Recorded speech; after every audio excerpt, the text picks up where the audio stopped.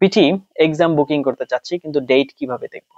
দেখুন, এটা আসলে অন্য কোথাও থেকে দেখা যাবে না।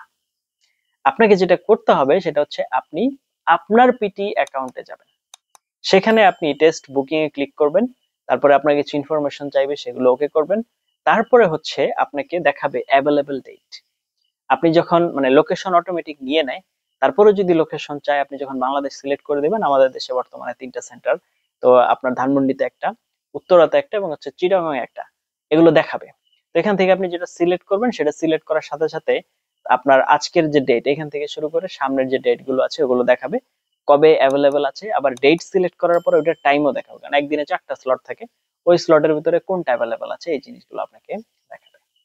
তো এটা আসলে অন্য কোথাও যেয়ে দেখা যাবে না, আপনার অ্যাকাউন্ট থেকেই দেখতে হবে। এই লেসন, একটা বড় লেসন আছে আমাদের চ্যানেলে, দয়া করে সেটা যদি দেখতে পারেন তাহলে আলো ক্লিয়ার হবে। আশা করা যায় এই ধরনের আরো অনেক ইনফরমেটিভ লেসন পাওয়ার জন্য দয়া করে চ্যানেলে সাবস্ক্রাইব করে পাশে থাকতে ভুলবেন না।